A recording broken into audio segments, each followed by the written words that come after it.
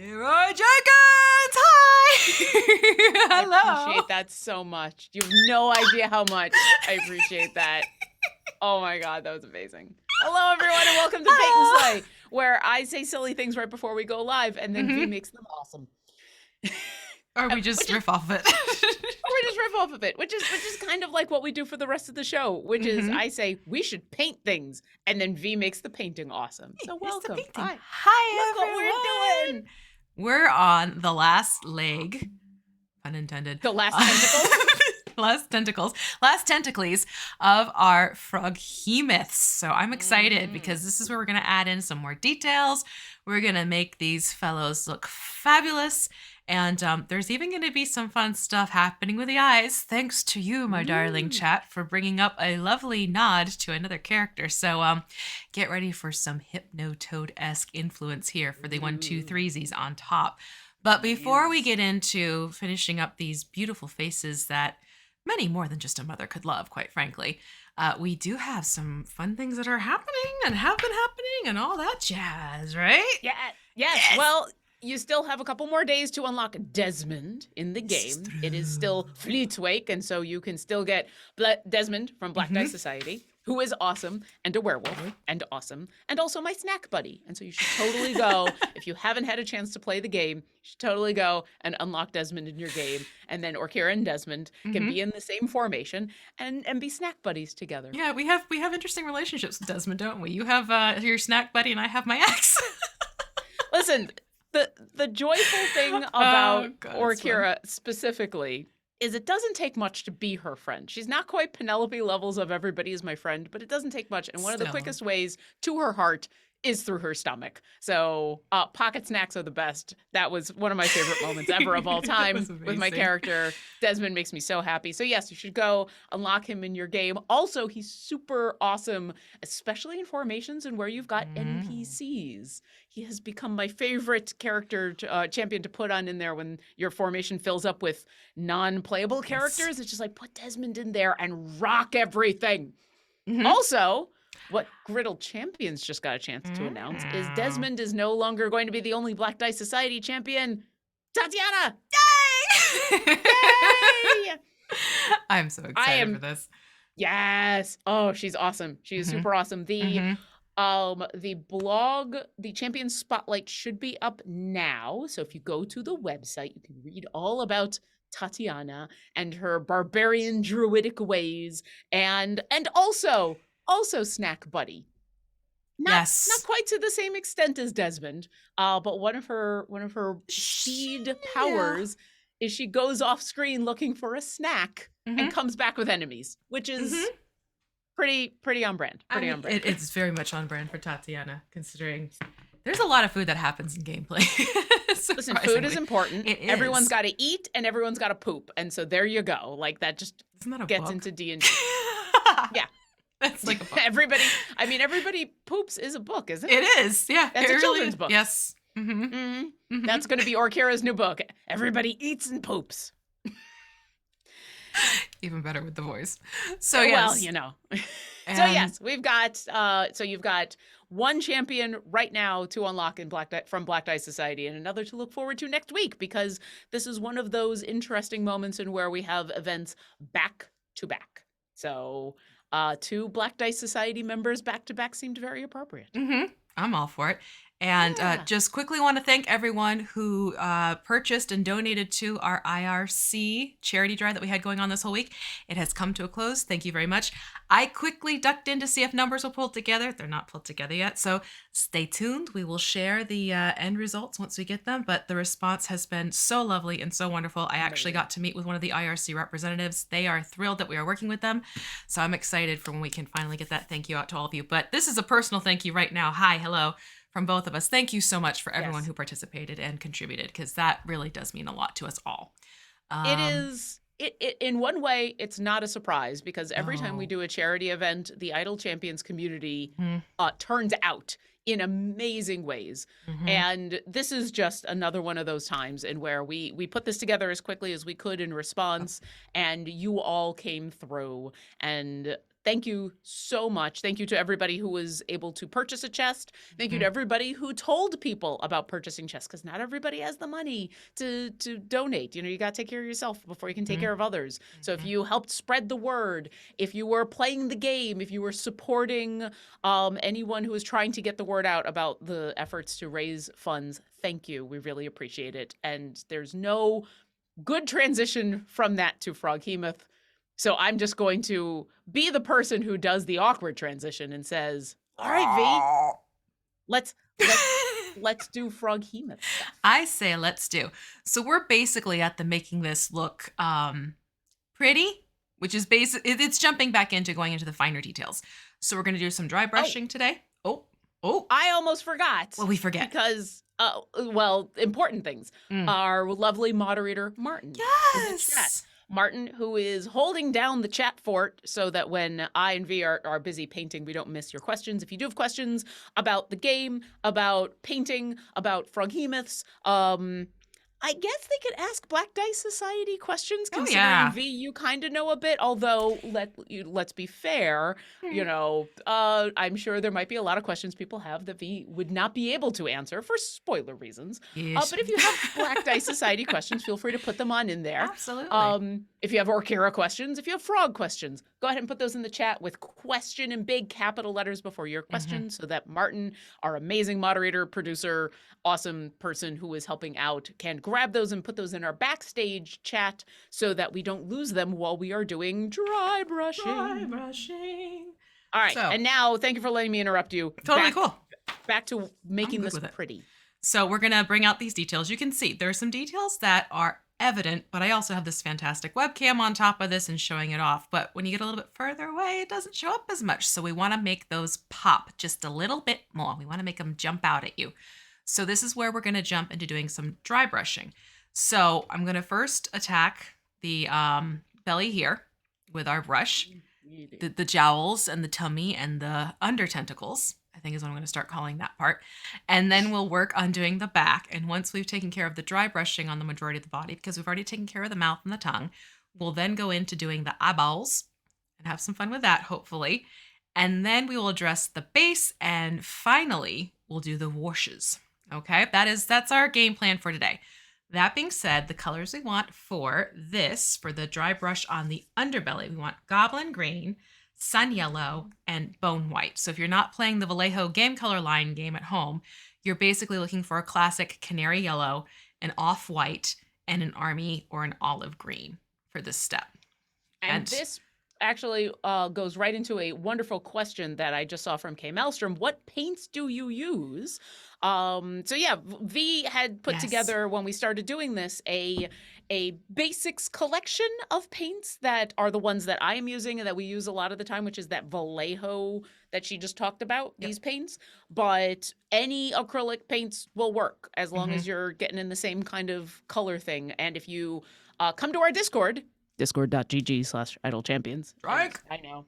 Everybody's going to have to drink now, including me. If you come to our Discord, you will see not only in the pinned post for the for Paint and Slay will you see all of the basic stuff. Hey, this is the stuff you're going to need pretty much every single week. You will also see I have updated in the next couple of weeks of paints and minis, so you can get a preview of what is to come.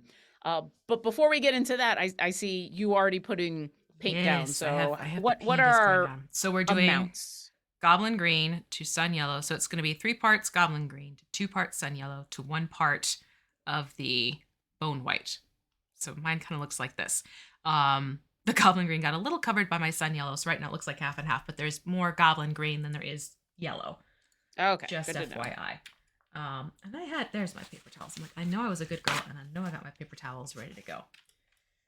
And so I'm going to mix these. White. And I just mix with the bottom of a paintbrush. Yeah, I was about to say, this is one of the more, we've done mixing before, but I think most of the time it's been like this color and this color, or this color and some water, or, that. But I think this is one of the first 3-parters we've done. Yes. And I think I actually might up my Bone White, because I want this to be a little bit lighter than what it's coming up as. Okay.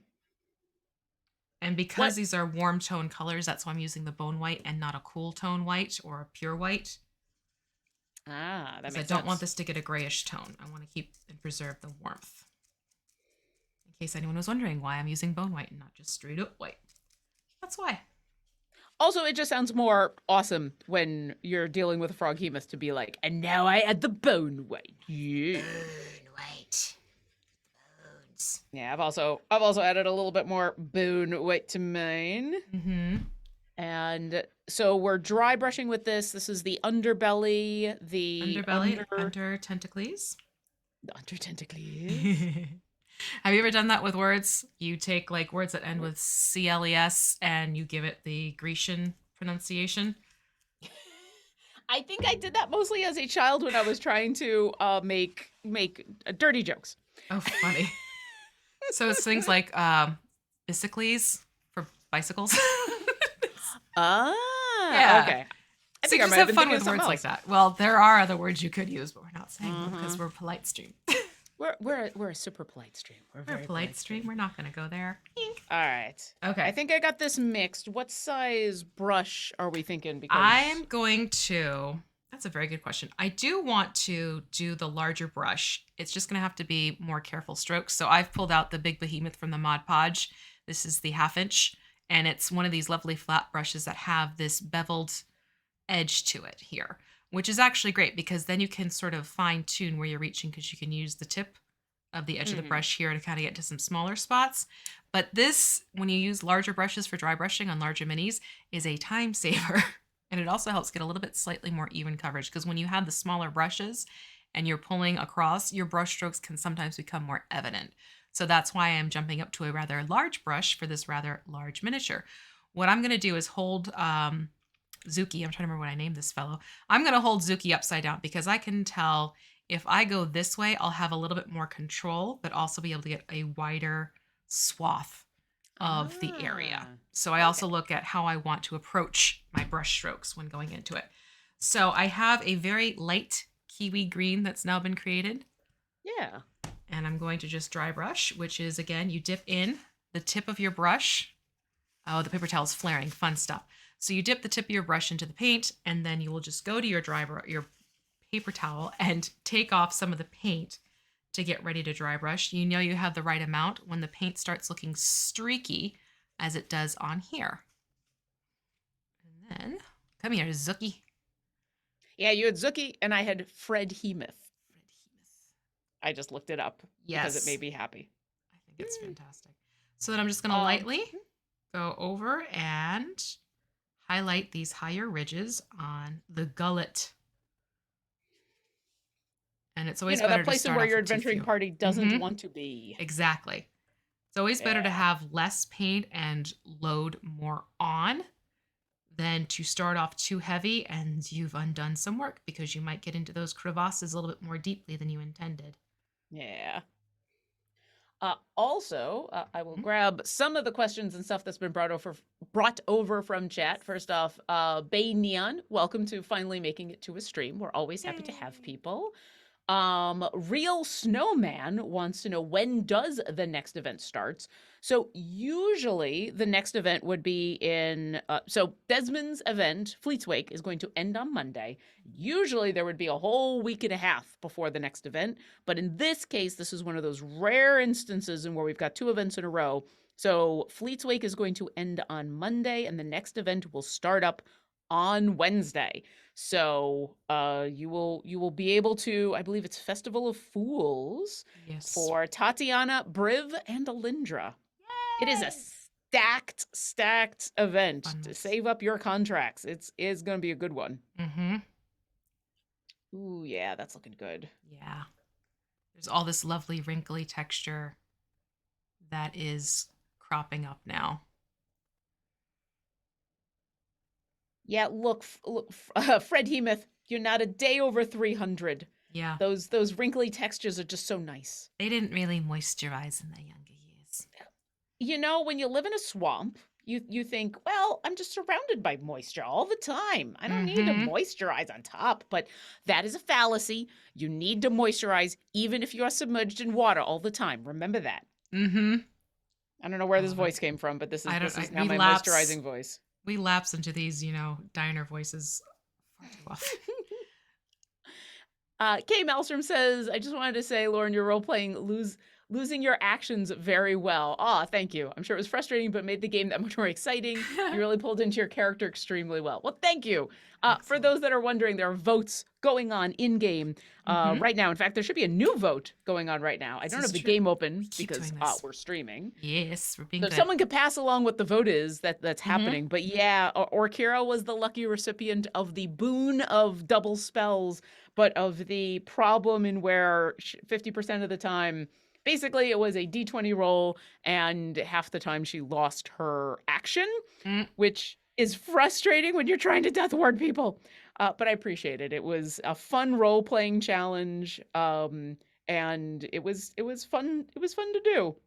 It was certainly more frustrating for Orkira than it was for me. And I'm actually going to take a second and look, because you were talking about the underarms here, but I want to make sure I'm grabbing the right underarms. And so you're talking about still like the gullet of the creature, not on the actual tentacles. I am doing like the armpity zone here. Okay. There's a little bit of under tentacle there. And then there's also a little bit more of the belly that's been happening right here that I'm going to get with the smaller dry brush. At this point, you need to move to a smaller one. If you go in with the big one, then everything's getting that color. So that's why I've shifted down to the smaller one. And I'm also going to go around and just do a little bit more highlighting detail on the areas that are closer to the mouth, because I didn't want to go in and have fun getting red on green. Yeah. So that makes sense. That's why I downsized to a smaller brush. Okay.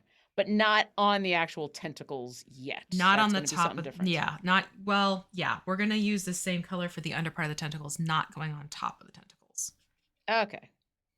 And what about the back of the Froghemoth? Is that going to be something different? We're going to do a different blend. Because it's been 2 different color grains, and this is kind of going to help keep that line clear. That makes sense. Yes. Yeah, and I think I need to move to the smaller brush. All right. Manic Clown also has an observation. I'm kind of surprised you haven't done something like using poster putty to stick the miniature to a wooden block or a jar or something. We have. Yeah. I actually have a lot of that sticky tack that you can use, and a bunch of pill bottles. Yeah. But this mini it's a mini. It's a big mini. And so it actually just was easier to not have to work with that. But for a lot of the smaller minis we do, including the next mini we're going to be doing, I think you'll be seeing that tactic quite a bit. Oh, yeah. By nature with larger miniatures, plus I find the extension of, you have not just the size of the mini itself, when you add in what you're holding on the bottom, you are suddenly working with a length of more than 6 inches, which for me, because I have a camera, hi, this is what this is, I start playing hit the camera. So that is often why you will see me with my larger miniatures when I'm doing a painting stream. I won't have them locked and loaded onto a plinth or something of the like, because I start hurting things. Yeah, but that is a very good tactic for, and you'll see it for the next mini we have, which I'll go ahead and say, we're doing some mimics. Mimics, or mimes, as I accidentally called them in our chat. I knew what you were talking about, but I'm like, well, now we have a name for these mimics. I was just thinking, like, well, there's one. We have a mimi. The mimi mimics, yep. So we're going to be doing, and I say mimics because the set that comes from WizKids has 2 different mimics in it. So like the, I've just lost the name of those, the Myconids. There we go. Like the Myconids, you get a twofer. It is, and we should be getting the twofer done in 2 episodes. Ooh, which is exciting. Yes. I also like the fact that one of the mimics is a keg. Yeah, I am a fan. It's just a fun little. Yeah. I love the classic chest mimic. It is awesome, but it's also good to have, different types of mimics. Oh, so today's vote is an interesting one. Ooh. Apparently it's speaking backwards versus speaking in rhyme. Oh dear. Oh no. It's Mark Mear's favorite thing. I was gonna say this is the vote for Mark. Yeah. This is the vote for what's Mark good at, and what do the rest of us just try to keep up with? Yes. Oh, I love. Because I believe it's going to happen to all of us. So, all right. I'm going to have to practice I'm going to have to just live on Rhyme Zone for a little while and get ready for Monday. Rhyme Zone. Rhyme Zone. Backwards speaking? Like the words, I guess you change the order? Is that how they do it? For speaking backwards? The interesting thing is, is it, this might be a B-Dave thing, a B-Dave decision. Is it changing the order of the words, or is it actually speaking the words backwards, or is it both? Because if it's the Zatanna way of doing it, I actually have experience with that. I played in a home offline game that was all, we did a bunch of DC characters for a while. We were all DC heroes, and we did some Marvel heroes, and I played Zatanna. And so I went through with all of my spells, and I redid all of my spells so that they were backwards in the same way that she does them. Because she speaks, it's been a while. Because there's do the words backwards, and then it's do the order backwards. Ooh. So she does the words backwards in the backwards order. So you're speaking the sentence from end to beginning, but then you're also speaking the words, each individual word backwards. And I had to get very good. I had 2 very specific websites that I'll have to look up and pull up, but I got very, very good at the very last minute being able to just like use those websites to be like, and I do blah blah blah blah blah blah. I was gonna say you might want to get that on the ready.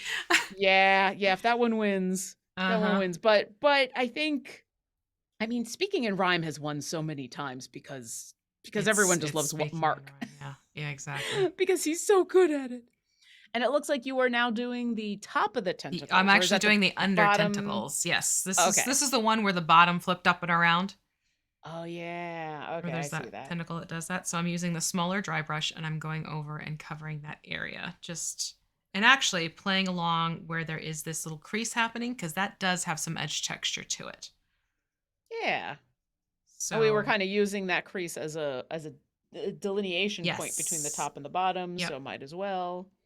Might as well lean into the crease. Yeah, and then just playing some of it across the smoother texture just to kind of give it some visual interest.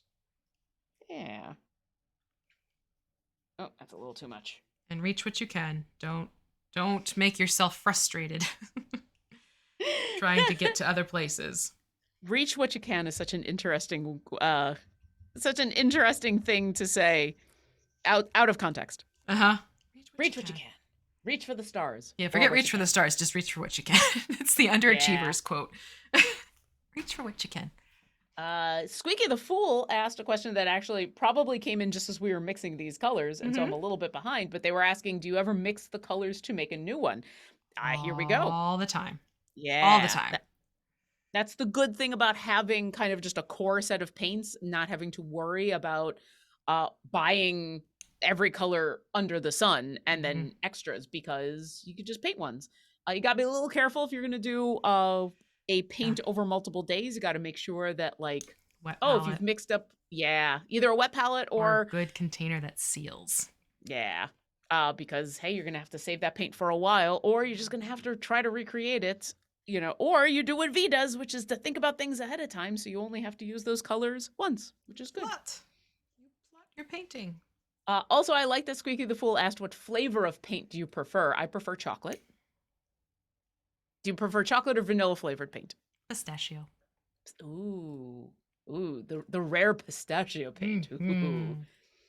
We are specifically, to answer your actual question, because I'm being silly, we are using the Vallejo game color line, which I've just dropped my paint. No! Oh, like the bottle? I was going to say the bottle or the plate? The bottle. Fortunately, it was sealed, but the Vallejo, it's not coming up amazingly well on my camera, but here you go. It's the game color line because it was a nice set of colors that worked, really, really well, that basically covered everything that we needed. Hold on, I'm playing. And MC Mazina is asking, have we announced what slot Tatiana is in? It should be in the Spotlight? Champions Spotlight, which I'm just making sure has gone live. It has. Yay. Yay. She will be in slot 8. So you will swap with Delina. If our wonderful moderator Martin can grab the URL for the Champion Spotlight and put that in the chat, or if you just go to idlechampions.com, you'll be able to get to it, and you can check out all of the fun details about Tatiana. Absolutely. And I think I've reached the point where if I do more, I'm just going to be slathering. Yeah, I'm trying to be better about this. I don't think I got this part of it. I'm playing the Did I Get That game. Yeah. With these tentacles. Yeah, the underside of the tentacles are a little harder because there's not really that much texture. Of the... Yeah, the texture's all on the top, yeah. So I'm trying to avoid my instinct, which is to just keep going in until all of a sudden I've just painted it a new color. Yeah, I'm right now just focusing on the edge here, which you can see, just to kind of make that pop out just a tiny bit more. And I think I'll call it on this particular blend. Yeah. There we go. Thank you, Martin. There is the link. Thank you. Really appreciate it. Martin rocks. Yeah. So speaking backwards versus speaking in rhyme. I think my brain would just honestly freeze up because it's trying to think of things like in the moment. Yeah. You know? It's hard. It's hard. Like, we've had Idle Champions Presents shows in where people have had to speak in rhyme, and people are better at, like, it's one of those things in where not only is it just super hard in the moment, but it's also a skill you kind of have to develop. And some people have, for their job, like the fabulous Mark Meir, developed that skill and are really, really good at it. And some people like me, not so much. So I'm going to be keeping a close eye on that one so that I can be prepared. Okay. All right. What's next? Now we're going to do the upper. So the top of the body and the upper portion of the tentacles. I'm being silly, folks, in case you're wondering why she's saying this word the way she is. So for that, we're just going to take Goblin Green and Bone White and make a lighter green. All right. So we're leaving the Sun Yellow out to keep it away from the warmer tone of the underbelly and under tentacles. And is this kind of a 1-to-1 mix for the two? It's a one to play it by ear and see if it's the lightness that you like. You want it to be a couple of levels higher in lightness than the original Goblin Green. Okay. Oh, I have got to take a paper towel to my paint bottles. I have. Yeah, I just had to do that for the Bone White. Built up paint. Yeah. My bad. I'll fix. Do you ever have to do a time, an afternoon, an hour, a day, and where you're like, I'm just going to sit, I'm going to clean off all the tops of my paint bottles, and I'm going to, make sure that all of my paintbrushes they don't have weird frayed bits and like any other kinds of cleanup that we always think about when we're actually in the middle of painting? I normally, when it's like I can sit down and just paint a mini for myself, I will do that as part of my finishing up ritual. Okay. But because of the nature of when we stream this and how quickly I need to wrap up what I'm doing here and then jumping back in for like a little bit longer before the end of the weekend, I'm not as good about that as I ought to be. I mean, that's fair. I tend to just sort of slap everything together and do I'll take care of it another time and procrastinate that other time. I mean, it happens. Yeah, that's my bad habit. Listen, as I'm looking at all this, I'm like, maybe I should do that myself over this weekend. Take like an hour and just like, I'm going to clean off all my paint bottles and everything. And I'm assuming we're going back to the big one, the half inch. All right. Same deal as before as I showed. Just dip your brush in a little bit and then you'll pull away on the paper towel until it gets nice and streaky. And then you take it to your mini and start pulling across that lovely nubbly texture. And this is where you're really going to start seeing these details pop out. More so in real life than on web cameras, because web cameras sometimes love to blend the colors a little bit more than what they're actually doing. Yeah, I mean, they're meant for faces, which is totally fair. And so, and especially you've got a pretty nice camera to show off that detail close up. Mine is specifically meant for my face. And so every time I'm like, look, it's a mass of green. But yes, this is why we take pictures and post afterwards. Exactly. Ooh, yeah. Yeah. Like there's lovely, almost like wart-like patches that you'll start seeing come up. Especially on the side of the face. And especially like, once again, not going to show up too well in this camera, but like right here where the delineation between the bottom and the top is, I'm seeing a lot of really good differentiation. Oh, yeah. And we're doing like top of the head as well with this? Yep. Basically, wherever we didn't dry brush that's green, this is getting the dry brush treatment now. All right. So here, this will give you a little bit of a better idea. Let's see.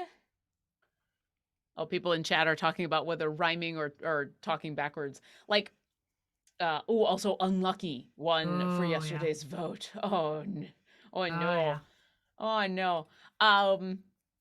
It seems like the consensus is rhyming is harder because at least if you're talking backwards, the way that we're thinking about it, you can do a little bit of faking. And people are not going to know because you're talking backwards. Right. Although my guess is it won't be saying words backwards. It'll be sentence backwards. It'll be kind of the Yoda effect because otherwise no one will understand anything anybody is saying.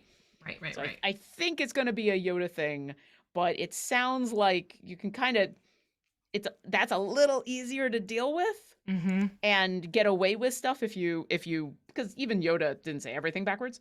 But the rhyming, everybody's waiting for your iambic pentameter to be brilliant. They want Shakespeare. They do. They want Shakespeare, and they're not getting it. Not from Orkira. Not with her. Not with her intelligence. Nope. But whichever happens, I'm sure it'll be fun. But that is one of those. Somebody was asking me the other day, do we look at the votes ahead of time? And is that like metagaming? And I'm like, I look at the votes ahead of time, partially because it's my job. Well, I was going to say. Like, I kind of have to. But I feel like it's not metagaming because what's getting voted on is just one small part.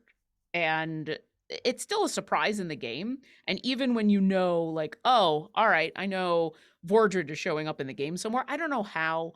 I don't know if he's going to be real or, a figment of the plane of shadow. Right. I don't know a lot of things about how he's going to show up. And part of my job as a performer is to not metagame, is to not, for things that Orkira doesn't know, that she doesn't know them. I feel like this is one of those moments in where even if Orkira doesn't know what's about to happen, it's good for me to know so that I can put on a good show. Yeah.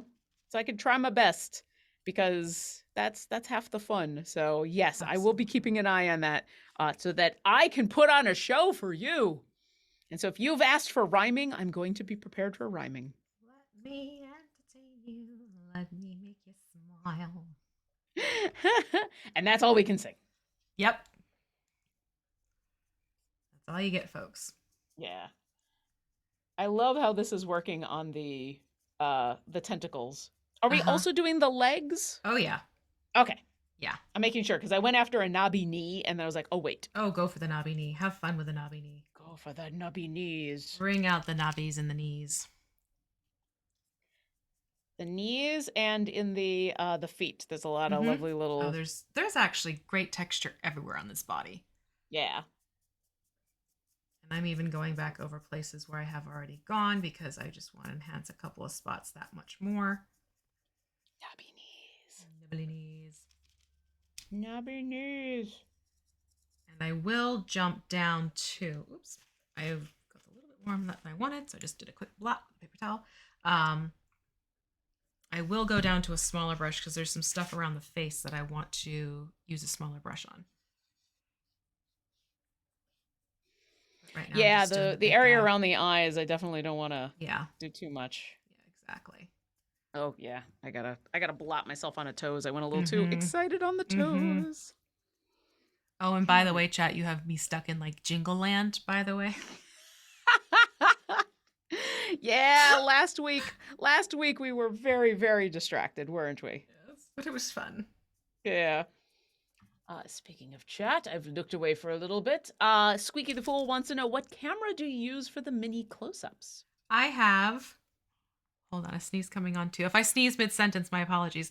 I use Logitech Brio, and it's a fantastic workhorse camera for streamers, especially with the minicam stream, because I'm able to plug both into my OBS, and I can program the one to focus on me the way I like to have my cameras focused for headshots, and then I can do a separate focus run manually for the miniature. So I have very different settings happening on both of these cameras, but I only need one driver. Which is good. Yes. Which is really good. Yes. And the Logitech stuff tends to be really, I mean, almost plug and play. They're really, really good. I've been a fan of both keyboards and mice of mine are Logitech. So yeah, I need to look into that because I really like this face cam, but the more that I'm doing stuff that isn't just my face, the more I kind of want something that is a little more flexible and a little more, has some more options. And that's why I like the Brio, because it does well both for face and for miniature shots. Yeah. Okay. And I think I'm also moving to the smaller brush I'm because about to, yeah. getting under, there's so much lovely texture under the eyes, but I'm looking at this bigger brush going, well, that's gonna be a problem. And this is where I realized I completely missed a toe last time. Luckily, I use a wet palette, so I am stealing some residual color. There you go. And painting das toe. Meanwhile, I'm going to. Luckily, it's behind a tentacle, so I'm not too worried. But yeah, it's funny. Yeah, that was really. And funny. we've got washes coming. Yeah, it was just one of those. That's a lot of toe that I missed. That's a lot of toe. That's a lot of missing toe. Mm-hmm. Jonathan Skyfall says, talking about paints and cameras, V, have you ever been in person with any of those newish super pigments? The multiple ultra blacks or the super pink I've heard of? Is this like that that black that's Purest the black. blackest? Yeah. Blackest of blacks. I have seen that in action. It is trippy. I saw it a few versions back. So not like the most current, but when they were doing what they were doing with it, I had to touch it. Yeah. Like, wait, this is confusing my eye. So yeah, they're pretty nifty. What they're doing with paints these days, boy howdy, he's fun. Yeah, I haven't seen any of that in person. I've only seen the videos. I haven't seen like the other, like I've seen that, like I said, a couple years ago. I want to say now for the black. Yeah, because there was that. Because it wasn't just, hey, look, we've got the blackest blacks ever. There was that weird, and I think the pink is part of this. It wasn't a lawsuit, but it was like, hey, I'm going to make the blackest black ever, and then I'm going to copyright it so nobody else can ever use it. And then some other company was just like, well, we're going to make a black that's even blacker than black, and everyone can use it. And welcome to the joys of paints, because there's so many. Not just with this, but there have been other types of paints where people are like, well, I did it first, so it's going to be mine. If you're like, okay, that's cool, but we're going to do it a different way, so it's a similar look, but we won't call it what you're calling it. Yeah, and I'd imagine it's got to be weird, because on the one hand, you want creators who create a thing to get credit for their work. You want them to be able to like get credit and get paid and all of that. On the other, it is a weird thing when someone's like, I have created a base color that nobody else can use. Yeah. I've claimed a color. Huh? I have claimed an entire color wheel. I need another paper towel. So you're going to have to excuse me for a second because my paper towel rolled off my table and is just far enough away. I'll be right back. That's okay. I love it when they do that. Running away paper towel. All right, I'm back. Hi. More paper towels. Yeah, it did the roll off the table thing, and it was just out of my reach. Okay, I'm gonna switch to the smaller brush now. There you are. Mine is rolling. Get back here. Yeah, I just need a new paper towel because I'm still really learning good dry brush technique, and so I end up using a lot of paper towel to make sure that I'm not using so much That's fair. on my mini. Yeah. Very, very fair. Yeah. So I'm eating through my paper towels pretty fast. As long as you're not eating the paper towels, because that's a different story. And speaking of literally just what we were talking about, Dashing Dirk's Loan says, I wish I was as confident as you two with my painting. Just got started, so this helps. Well, first off, welcome. Yes. We're so glad that you're here and that this helps. Second, I am confident partially because I have one of the best teachers on the planet right below me, and partially because I know if I mess up, it's just paint. But I am definitely not nearly as good as, definitely not V, but as most painters out there. I mess up all the time. But definitely when you gave me that early advice of like, it's just paint, you can always paint over it. I'm not entering these into competitions. I'm just doing this for fun. If something really, really bothers me, I can go back and try it again because once again, it's just paint. So that helps a lot. Yep. Also, we are experienced streamers, and so I'm used to messing up on camera. Yeah. So there you go. This is less confidence and more comfort.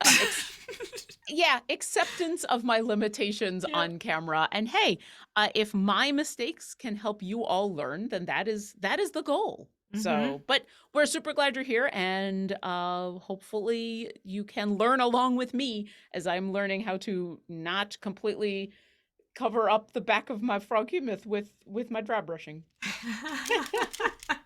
Oh, and I missed a back toe. I gotta see them toes. Well, I got it with color. What I missed is actual dry brushing. Yeah. Like I turned it up and I looked back and I'm like, those don't have any sneaky little nubby toes. Definition on those toesies. Let's get some definition back there.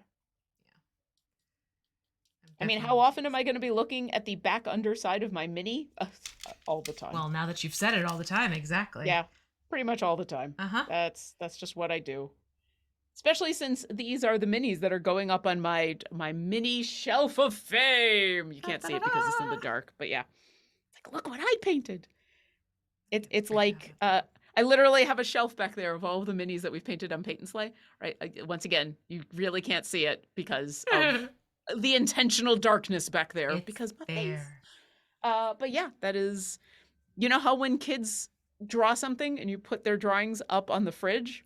That's my fridge.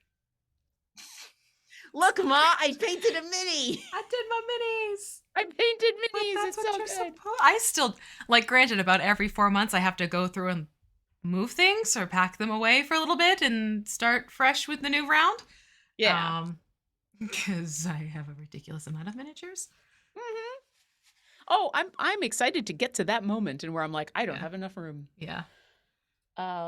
Nooble76 is asking a very, very personal question. Not really. What's the story with the oboe in your gamer tag? I'm a professional oboist. Ta-da. That's pretty much it. It's that simple. I do two things in life. I'm a performer for D&D stuff, or I'm a performer on oboe. More so the D&D stuff recently, but yes, I have a bachelor's and a master's in music performance on oboe. Let's see. Manic Clown says, Anish Kapoor acquired an exclusive license for Vantablack's artistic use, as opposed to, say, scientific or industrial. And then somebody made a not quite as black, I don't recall its name, and to use it, you must certify that you are neither Anish Kapoor or operating on his behalf. The Anish Kapoor Stuart Stemple drama is some of my favorite art drama. Wow. I'm telling you, you'd be surprised what happens with paints and the... I mean, humans can make drama out of anything, right? Yeah. It's just, really? We're doing this over a paint thing? Really? I kind of appreciate the Stuart Stemple, I'm going to make a paint for everybody else except for this person. Except for you. Except for this person. Because this person did a thing and is an asshole. Like, paint for you. I kind of appreciate that level of pettiness. You know, I'm not mad at it either. Mad at it either. I'm going to help everybody except for you. Mm-hmm. Also, I'm being asked if I know the Chicago bean. I do. Yes. Yeah. So I got excited. For those that I've actually had the pleasure of visiting the Chicago bean because I've gone to Chicago a couple times. For those that don't know, there is a park in Chicago that has I don't remember what the actual name of it is, but it looks like a big polished silver metal bean. It's like a kidney bean, and you can walk under it and see all the reflections, and it's massive. It's super cool. Yeah. That was apparently sculpted by Anesh Kapoor, who hates it being called the Chicago bean. Well, now I'm calling it the Chicago bean. It's the bean. It's the bean. Mm-hmm. Sorry. Listen, if you didn't want it to be, if you didn't want it to be called a bean, you shouldn't have shaped it like a bean. Exactly.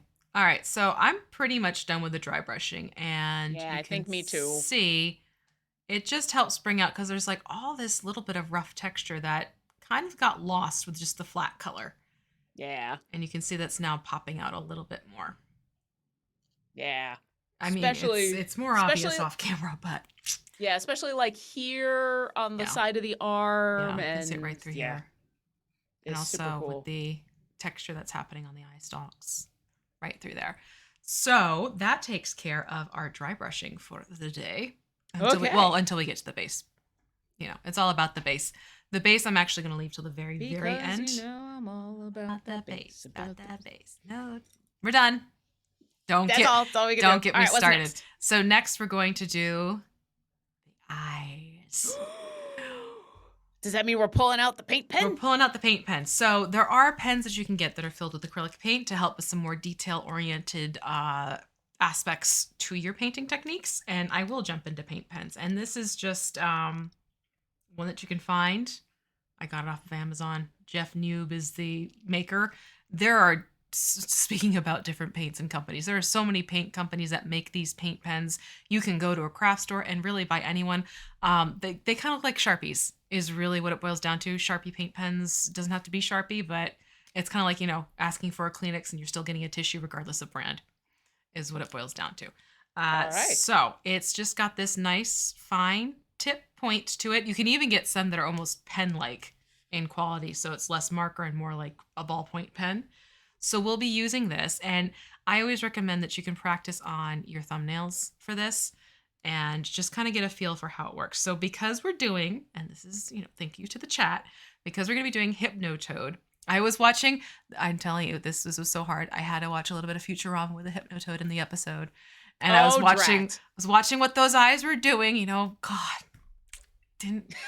The sacrifices we must all make for our art. Yes, it was so hard. So the Hypnotoad has these eyes that kind of like morphs through a whole bunch of different shapes is basically what happens. And it's never the same thing and the same eyes. It has 2 eyes, not 3. But very rarely, like we had talked about the spiral thing. The spiral thing isn't something that really happens. That's something that more like the fan base has done. So we're going to do a bunch of different shapes in the eyes because we have 3 eyes to work with. So I'm just going to practice because it's basically going to be like a pointing up arrow, a plus sign, and then what was the other one? And a minus sign. So I'm just going to quickly practice and just do a minus sign. I might instead of a minus sign, I might do the classic spiral that I had no idea that the spiral has become like a fan thing, but now I kind of want to do. So you can just play on your thumbnail and get a feel for how these paint pens work and go from there. And it comes off very easily with nail polish remover or just, you know, really hot soapy water. So you can always do this as a practice run to get a feel for it. Definitely want to practice my spirals. Yeah. If I'm gonna do the spiral thing, because otherwise it's just gonna look like a black dot. Yeah. And if you do the spiral, start center, work your way out. And of course, that's far bigger than you got. This is looking like some sort of what's that Nightmare Before Christmas thing? The weirdest nail art. Right. And then. All right, I'm gonna do something that's probably a bad idea, but I'm gonna try to wipe this off on a paper towel just to see what happens. You can.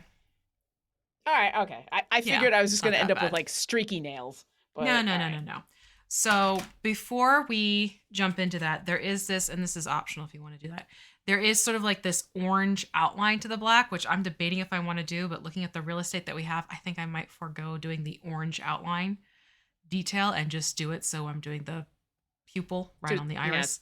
Too small. But you could go in with some orange fire and paint those shapes first and then do this over, but you also have to let it dry well is the other thing. And we kind of don't have the luxury of that dry well time. So I'm going to go in. All right, here we go. And I'm going to do a minus and a plus and an arrow.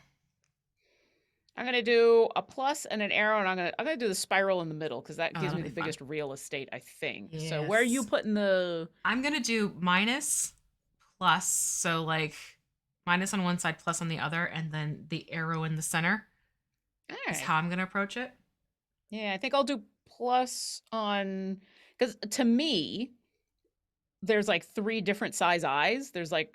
It almost looks like there's a small, a medium, and a large. Right. Or is that just me? I don't know. Well, the 2 on either side are about the same size. The one in the middle is definitely larger. Yeah, so that's where I'll put the spiral. I'm going to do... Let's start with the plus. That'll probably be the easiest to... So there's a minus. And then you said it was an up arrow? Yeah. Ooh, there's a lot of... I'm just like this, just to try to keep everything as still as possible. Mm-hmm. This is the part, Dashing Dirk Sloan. This is the part where I'm showing off my nervousness. But once again, like worst the case that happens is we get rid of it and we do it again. Sure. Exactly. Yep. And all right. It's kind of a wavy arrow, but that's not bad. And the nice thing is the Hypnotoad eyes, like it isn't nice and linear, straight edges to these pupils. Like they're wobbly. Yeah. They are wobbly lines. Which is good because that's what my line is going to be. Mm-hmm. All right. Here goes the spiral.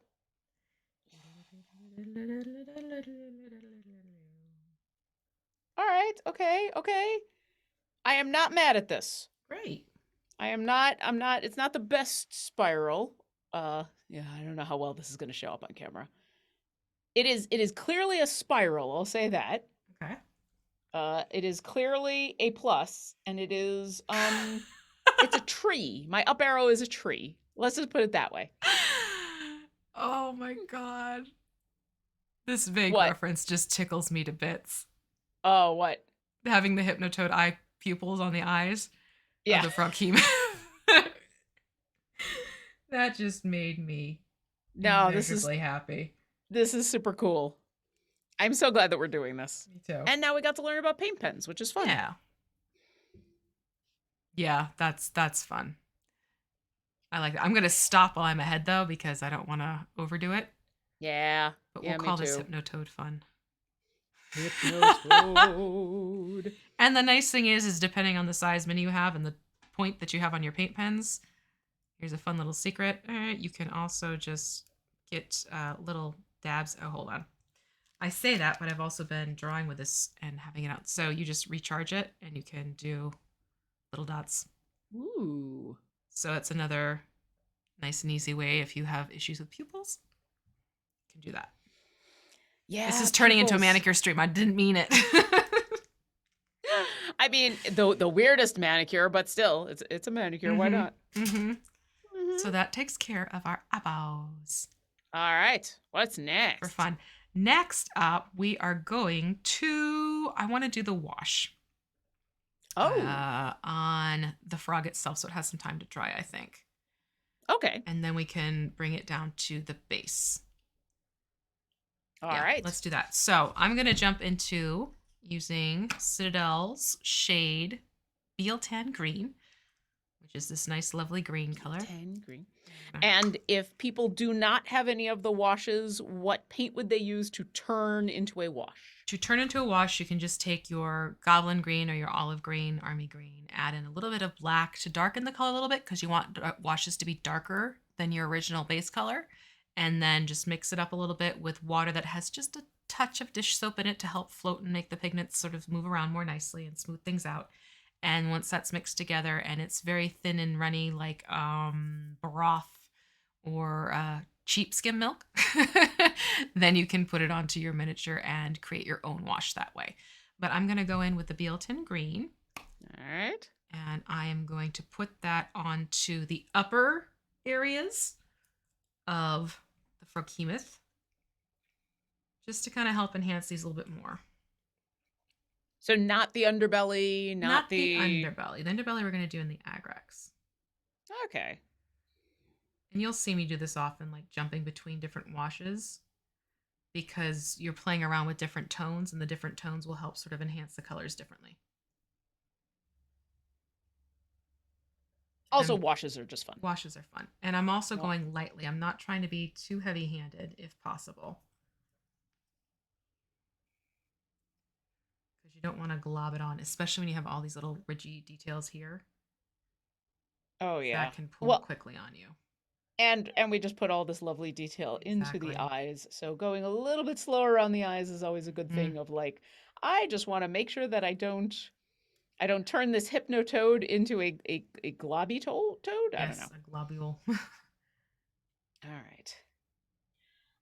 And while I continue to be careful around the snoot, see if we've got any more questions. Thank you once again to Martin for grabbing all of these amazing questions from chat and being there for the chat while we are painting away. Squeaky the Fool has an interesting question, especially since we're now on episode 16 and you have given so much great advice. They want to know if you could give one painting tip, what would it be? Start. Just do it? Start. I have met so many people who have purchased the minis, purchased the paint, gotten the supplies, brought it home, even have gone so far as to set up a station. And then I hear but I don't know if I'm ready yet. You're not going to be if you don't start. So start painting. Just try it out. Give it a go and see what happens. Yeah. I think so I talked about how one of the best pieces of advice that you gave me when we first started is to remember that like in the end, it's just a mini, it's just paint. If you ever do anything and you're unhappy with how it looks, you can always do over. There's always ways. Nothing is ever totally permanent, and it's okay. Yeah. I think the other thing, I think the other piece of advice that I have glommed onto as we've been going through this that you also gave was the idea of like not going slow, but not feeling like you had to get an entire mini done in one sitting, because honestly, until we started to do this, I kind of thought that's what you had to do. Like, oh, I got to get this done. And yeah, it's fun to do like the skeleton speed paints and things like that. Yeah. But like being able to just go, you know what? If I got to stop, if I've been having fun, but I got to stop, it's okay. It's cool, I can pick this up later. I can keep going. There's nothing that can't be picked up later. And you know, being able to spend the time and have some fun with like that big dragon or all of the details on some of the Myconid stuff that we did, like that was really, really cool. And I really enjoyed that, because this is, for me, the mini painting is the joy of it, because I don't usually use minis in my games. Like I'm mostly a theater of the mind person. So a lot of the time I'm painting minis just because I like the act of painting minis. I like doing it for fun. So encouraging myself to go a little bit slower and really enjoy the process. Yes. And the mistakes, you know. Absolutely. And all of the mistakes, because I make a lot, but that's okay. Happy accidents. It's okay. Happy little Froghemoths. Happy little Froghemoths. Happy little shoulder tentacle side things. The other thing is to remember is like when you make those little oopsie-daisies, that's what gives your minis personality. In my book, at least. It's like, oh, okay, so that was a little flub, but now that is uniquely your miniature. Yeah. It's not just something you can buy at a store because it's been factory painted and assembly lined out. Absolutely. Let's see. some dude chillin' has a series of has gone through a whole entire storyline here while we were painting. Okay. Clearly, Lauren has focused early levels into Bard. This is true. I do love the idea of trying to haul an oboe through a dungeon. Probably be more convenient to make one out of mithril and use it as a bludgeoning tool. Hey, listen, I've had to haul an oboe and an English horn through an airport and through airport security, so I've already been through a dungeon with an oboe. Yep. Also, they said, wait, I was thinking bassoon, disregard. You might have been thinking bassoon, but you were still right. Hauling an oboe through a dungeon would suck. And also a mithril oboe that you could bludgeon people with would be epic. And that's my next bard. There you go. So thank you. There you go. Next bard acquired. Next bard done. PC acquired. Let's see. Yowza 666. I always have trouble doing eyes. They usually end up looking crossed or lazy. How can I get them focused? Ooh. Hold it upside down. Yeah. There actually is reason behind this. Let me finish this because I can then better explain. Just finish this one patch where I have some extra wash before it starts poodling up on me. Arp, arp. Yeah. So by nature, and we're getting to some human psychology here. By nature, when we look straight on at another humanoid shaped face, our minds are quick to fill in the blanks like, well, this is where the eyes go, this is where the nose goes, this is where the mouth goes, da da da. It also plays into why there are characters out there in CGI land where Uncanny Valley makes us a little bit itchy when we look at them because there's something not quite right about how your brain is matrixing together the form of the human or the humanoid face. If you want to make your eyes so they are a lot easier to paint and you're not playing Wall-Eyed Wally game, which can happen quite often with painting miniatures. And actually, if you say Wall-Eyed Wally, people will know what you mean. So to prevent that, it helps to hold the creature or the humanoid upside down. Why? Because it changes the expected form of the face so that your brain isn't playing the automatic di-di-di-di-di-di-di-di. So when you're looking at this, you are actually able to look at this as 3 circles as opposed to, oh, those are 3 eyeballs, which I know sounds like, well, isn't that the same to your brain? No, it isn't. So it helps to be able to see strictly just the circles now as opposed to, oh, these are the eyes and there goes the face, because now you can see, all right, well, in the circles, that's center point for each of the circles. So that's kind of an unexpected trick to help you with your eyes in terms of getting them so they're looking in the same direction. And can confirm it is super duper helped me a lot. We actually just did it. You probably saw us do it with the Froghemoth. Both of us immediately upside down. Also because the eyes are usually, even for the most weird of D&D creatures, tends to be towards the top of a creature. By holding it upside down, you get a chance. I've found this anyway. You have much more to try to hold on to and position, do the thing I was doing where I'm like, all right, I'm going to stick my elbows in, I'm going to stick everything in. I'm going to kind of hold this really, really close so I have as much control as possible. And that really has helped a lot with my eyes. And they're still a little wobbly, but they're getting a lot better. Yeah. And practice is the other thing that really helps. Yeah. And you know what? If the eyes end up being a little bit wobbly, that's okay too, because not all creatures have perfect eyes. And especially when you've got a 3-eyed toad-like creature like this. Oh, yeah. It's looking in different directions for sure. Yeah. Yeah. It's doing the chameleon thing whether it wants to or not. Mm-hmm. Yeah. Mm-hmm. Let's see. Oh, now there's discussion going on. I'm catching up with chat. There's discussion going on about how much damage an oboe would do as a bludgeoning instrument. Listen, some pretty serious damage. It's going to do okay damage as a bludgeoning instrument. It's psychic damage, really. That's where an oboe is very powerful, is in its psychic damage. So that's where you want to go. That's why it is very powerful as a bardic instrument. Bay Neon says, I've not painted miniatures for many years after a bad experience with the new Games Workshop manager. Oh, I'm sorry. Oh. Watching you both has given me the itch to try again. I do like that part. Yay. Aw, yay. Please do. When my finances improves, I will see what I can do. That sounds excellent. Oh, happiness is. Thank you for sharing that. Yeah, I'm glad that we can inspire you. I hope, yes, take care of yourself. And then when your finances are in a place and where you feel comfortable buying a couple paints and buying a couple minis, definitely join along the fun. Because yeah, once again, this should be fun, and this should be just a fun, happy thing, Yes. to enjoy.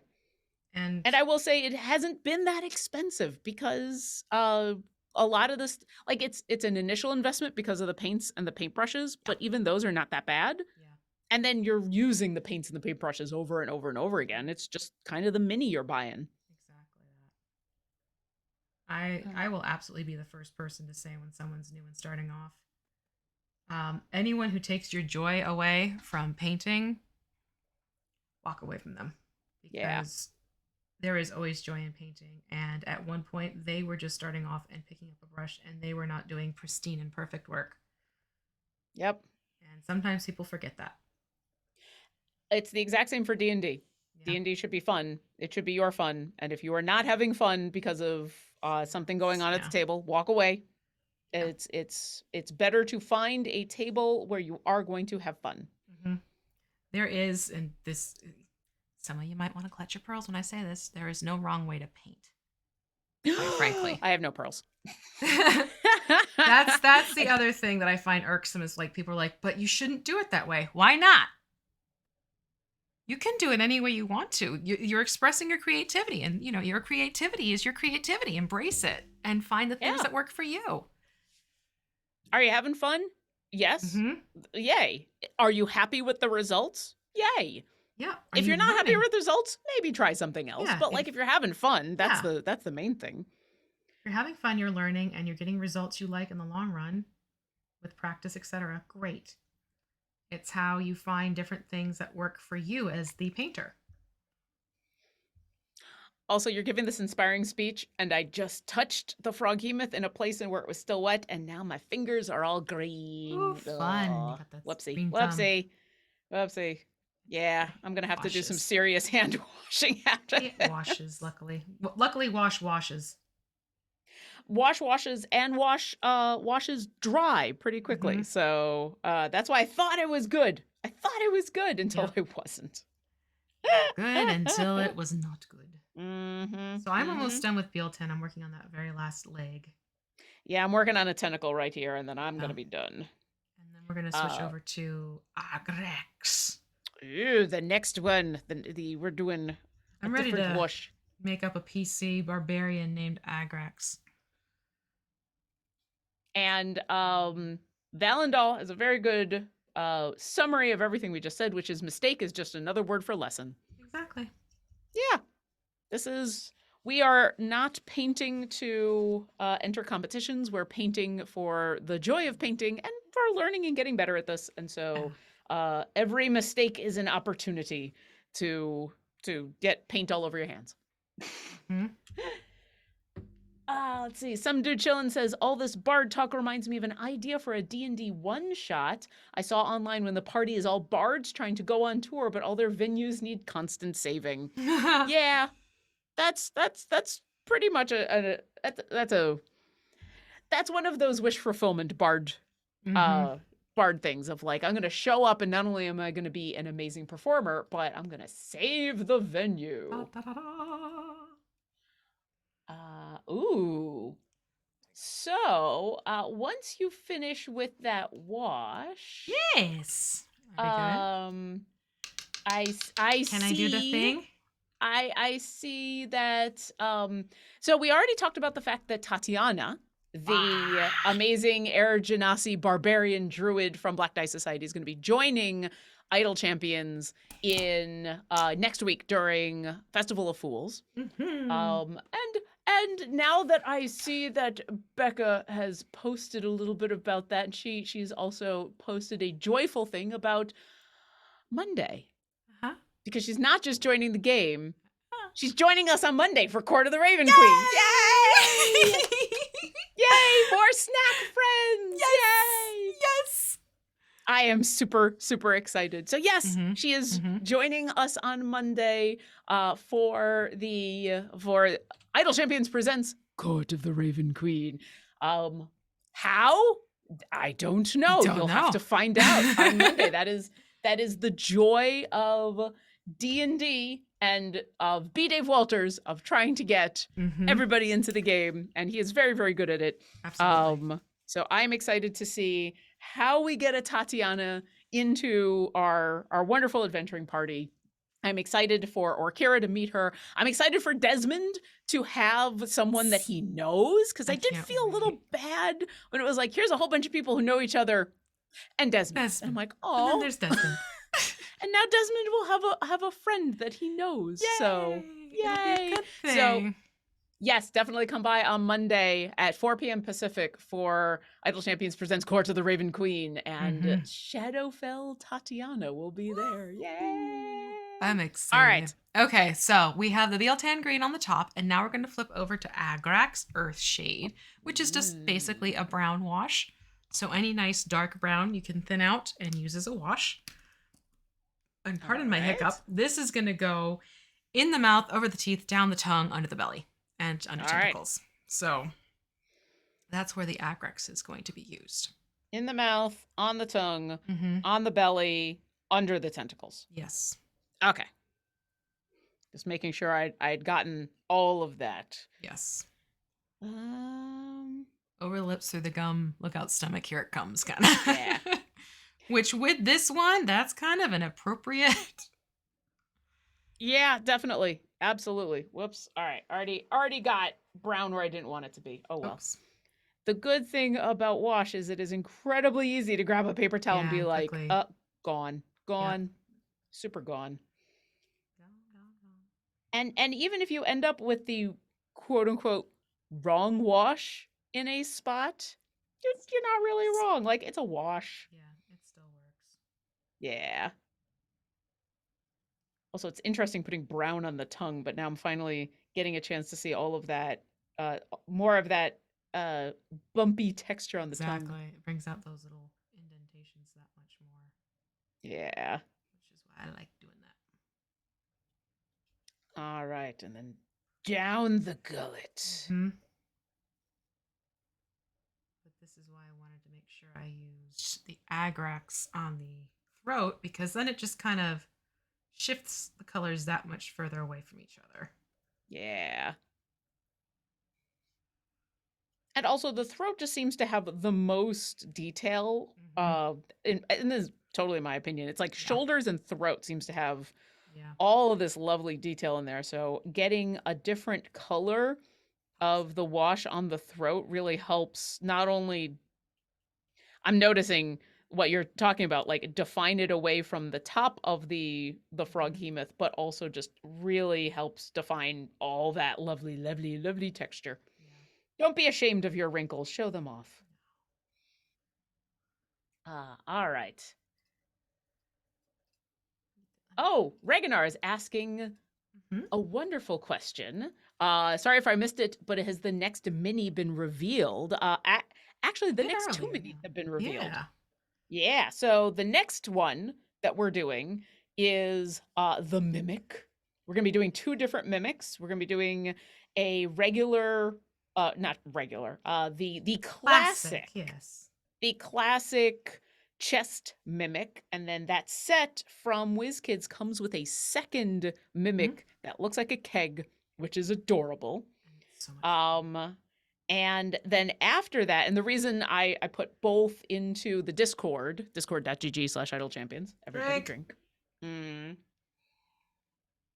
Reason I put both of them in there is because I believe we're only doing the Mimic is like a 1 or 2 episode one? 2 episode probably. Yeah.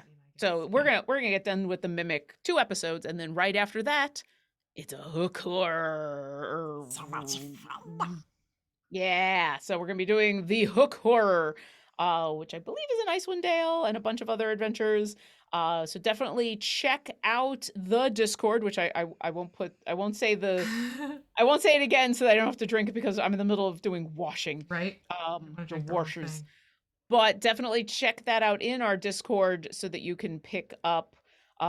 If you have all of the basics that we recommend, the paints and the brushes and paper plates and paper cups, then it's basically just picking up the mini and jumping in. And that gives you a little bit of time to go to your friendly local game store I also did include an Amazon link so that you, hopefully you can go to your friendly local game store and get one of these minis. But if you either don't have a friendly local game store nearby, or if getting things sent to you is the safer option, I did include some Amazon links so that you, also so that you just can take a look at it so that you can see and be like, yep, that's the one. You know, that's the one. Just kind of make it a little bit easier. But certainly, I always highly recommend patronize your friendly local game store. Give them a call and see if they can order it. Yeah. Most can. Some will even not have you, but they'll arrange it so you can order on the phone, especially if you have like the SKU and everything. Mm-hmm. You can order it on the phone and they might charge you extra. But I mean, if you're going to be ordering online, you're still paying for shipping for the most part. So some are even doing that. I have done that on a regular basis with my friendly local game store, especially for books, because I am that person who I'm using D&D Beyond for pretty much all of my gameplay and prep and everything, but I do like to have the special edition covers, as you can see. Not just because I think they're pretty, but also I really like to just be able to sit on the couch and get away from the computer for a little bit and read through those books. And so calling up my FLGS and saying, hey, I would like a copy of Fizban's Treasury of Dragons, but I want the special edition cover, and I'll just pay you over the phone and do all that, and you just call me when it's in, is super helpful because I'm trying to not be just hanging around in stores looking for stuff. Okay. I'm pretty much done with washing, I think. I just finished up the last Tentacles. The Tentacles. The Tentacles. Yeah. All right, get those closed up. All right, what's next? Next, you can see we have the base. And the base, if you look at it, it almost has like I'm trying to get a good point. It almost has sort of this compacted dirt, even concrete like texture in the center, but then it goes kind of stone around the edges. So quite frankly, I'm going to say this is a pick your own. So if you want to make this look more like stone, then you're obviously going to go in with like a dark gray and then do a lighter gray for your dry brush. If you want to have it look more earthen, then you can do a dark brown and then do a lighter brown for your dry brush to bring out the texture, because there's definitely some fun texture in here that you can see. I can even feel it. Oh, yeah. So I'm going to say whichever you prefer. Do you want your Froghemoth to be on, maybe like a stony cave floor? Or do you want to have it be like outside in the swamp, in the forest, or what have you? So that's gonna be your call. I think personally what I am going to do, and I was debating this one, I think I'm actually gonna make it look dirt-like, because I am playing off of the warmer tones of the green that we have going, and the brown earth and the warmth of that will play nicely with the colors. That is why I am going with dirt. For no other reason than that, I am using my color theory mind. But there's no reason why you couldn't do a gray, dark gray stone floor if you wanted to. Yeah. I think I'm going to come along with you on that, less about color theory and more Froghemoths. They're swampy creatures. They're outdoor creatures. You can have them show up anywhere you want in your D&D game, but that's kind of where they live. So yeah, let's go for it. Okay, so I'm going to take Beastie Brown and mix in some black to make it a darker brown. All right. I'm going to go for like a Hershey bar chocolate, which if we were working with plaid paints, they do have like a literal paint called chocolate brown, and that is my go-to for terrain crafting. That's my go-to. We're in that time of year where every time I go to the grocery store, everything is filled with Easter chocolate, and it's so hard. So hard. Yep. Try living near a candy company factory, because guess what? You can smell when they're making the chocolate. All right, how much black are we putting in our brown? Because I seem to remember black is one of those and where you want to be careful. I'm doing 2 parts Beastie Brown to 1 part black, because I'm going for a darker brown. That sounds good. Yeah. And I'm assuming we're going to be using one of our bigger brushes, probably like the you might want to use the detail brush like around the tootsies and the tentacles where it hits the ground, and then sort of like coloring book it. So you edge out and then you paint the larger swaths with your larger brush. And you may even just find you have to tuck in with a smaller detail brush because of the angles and everything. That makes sense. So there's really no perfect one brush mode for the base. Mm. So All right, that looks good. Paint between the And would you suggest grabbing the detail brush first? Yes. And Yeah. and doing the outlines? Oh, All yeah. right. Yeah, definitely. All right, I got my tiny little brush here. Cosmic powers. Yeah. Hi, Sylphidacho. Who says hello. Hello. I love how they say Kermit is looking good. Kermit, so we played off of Kermit with the dragon. These wonderful creatures are Froghemoth and Zuki. Princes, mind you. Prince. They are princes. Sorry. We have that royalty is my bad. in our midst. Absolutely. Prince Froghemoth, Prince Zuki. All right, and I'm just gonna live dangerously and go right in between the toes. Let's just do this. Kill the tootsies. Yep.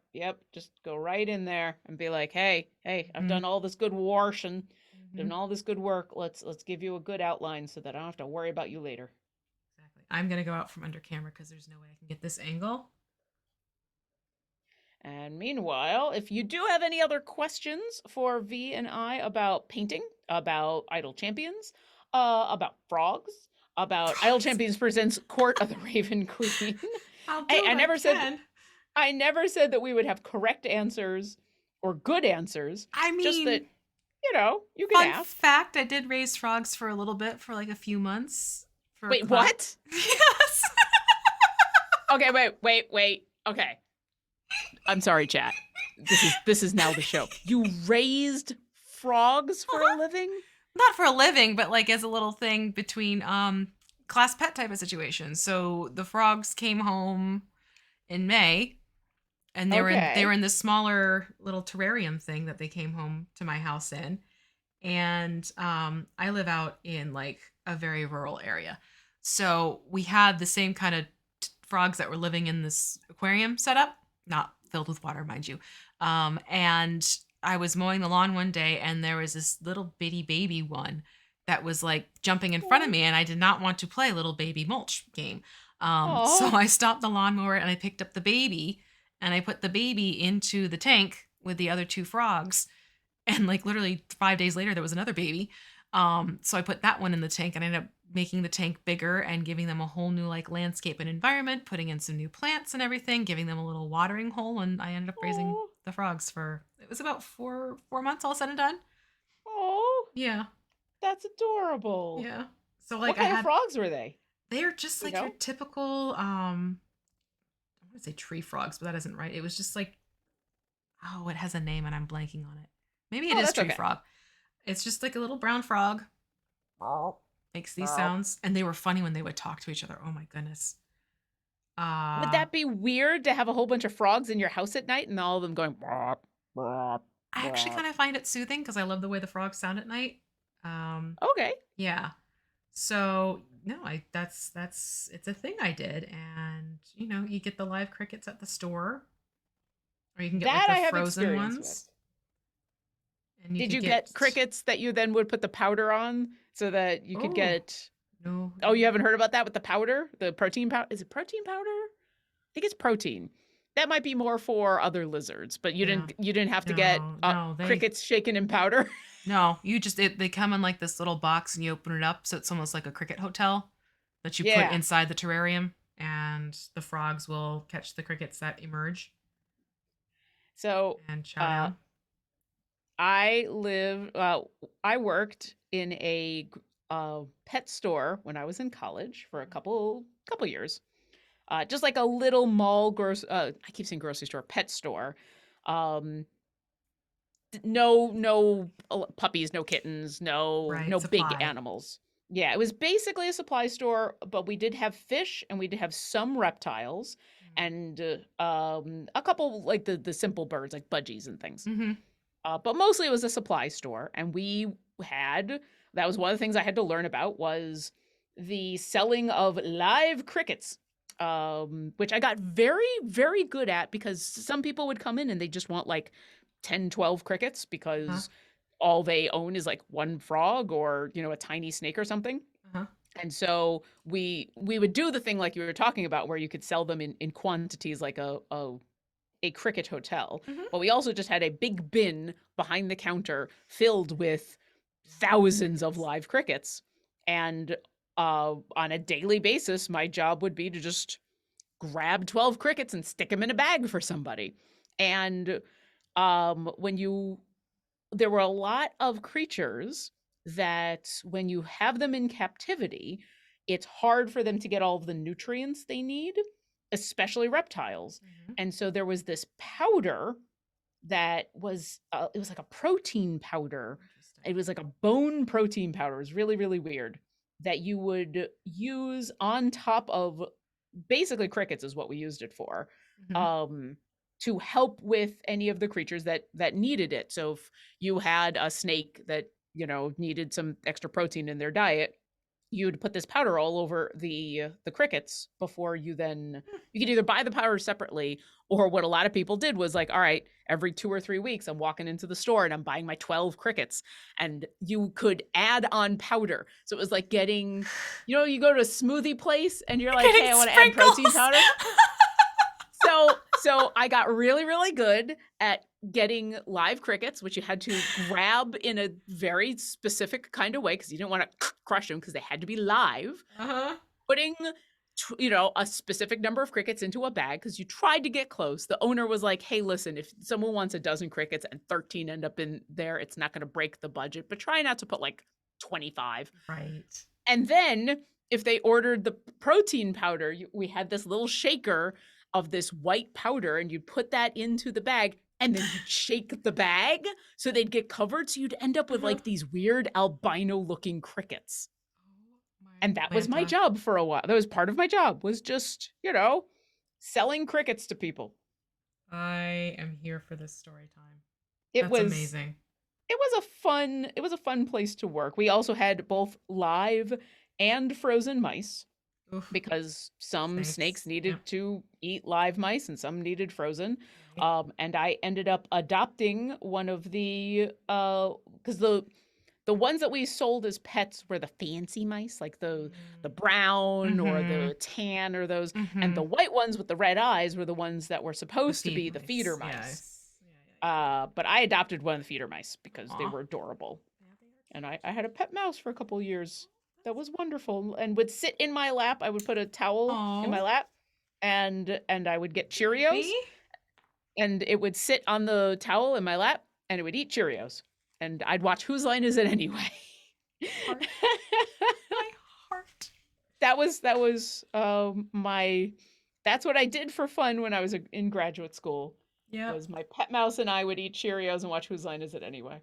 Yeah, I did animal rescue for a little while too, so I was very familiar with the pet store and with foster kittens. That's actually how I have Hemingway and Cotton. They are my foster failures. Aw. Yeah, we did not. I was worried about working at a pet store because I didn't want to work at a pet store that had like, puppies and kittens in cages or stuff like that. But our owner was very specific. Like, we worked with the SPCA, and so they could show off their adoptees in the front, in like a little display. They just had one of those big jungle gym cages that the kittens could play around in. But then every day they would come and they'd go back to the actual shelter where they would actually, be taken care of properly and not be in a tiny little mall pet store all the time. Yeah. But the kittens were all so cute. Oh my gosh, I loved it. I love little bitty babies. I'm pretty sure I've got most of it. I've probably missed a spot, which I will find, but I think as far as detail around places, I'm impressed. I think I am fully impressed. I'm like just getting into like the broader scope of what to cover. Well, you're doing things like going underneath the base, which I haven't even thought about. Also, you were telling a pretty involved story about frogs. So this is true. I'm also pretty sure that I've missed spots. Yeah. I hadn't even thought about going under the base, though. That's a really good idea. Well, there's actually a lip that happens. Yeah. Here, so that's going to be visible. So you do want to make sure you get that. Yeah, especially since we've been talking about, or you had mentioned not putting this on the the black base disc. here. Yeah. The Sometimes black disc. I just prefer to forego the black disc because it's not necessary. I mean, if you're using your grid, I guess it is necessary. But this is about the same size. This base here is about the same size as the black disc itself. And it's a very steady, stable miniature. It doesn't need the disc. So I'm just going to keep it off the disc and just have it as this nice, on its own base, doing its own thing. You can absolutely do that. You don't have to put things onto the black discs if you choose aesthetically. You'd rather not have it there. That's totally cool, totally okay. I don't mind aesthetically having the black discs, especially since we've had some fun with putting all sorts of decorations on them. But I kind of agree with you that like this has a big enough base that not putting that black disc on it's gonna be a nice unique feature for this. Yeah. So I'm gonna come with you on this, and so yes, I will also paint the lip. Yay! Yay! And now that we've told our pet shop stories, let's see, Reganar V. Yes. In the first episode of this Froggy, you did the brown in the crevices. It probably doesn't come through as well on camera versus in person, but can you highlight an area where it does come through for you? Up here in these creases, they're more defined as a result. I can definitely see a little bit of it on camera. Both you and they are right. Yeah. It's hard to see that because it's but for those who are wondering if you didn't see our first episode, we actually did highlighting into a lot of the crevices before we did a paint over it, and then the wash, and then all sorts of stuff. And it's just helped with getting the definition in those spots. Hardcore. Yeah. It also becomes an insurance policy. So for some reason you hiccup over, you have sort of an instant shadow built in as opposed to this really deep recessed area that is now showing up white. So there's a lot of reasons. Yeah. I'll take that approach sometimes with certain minis.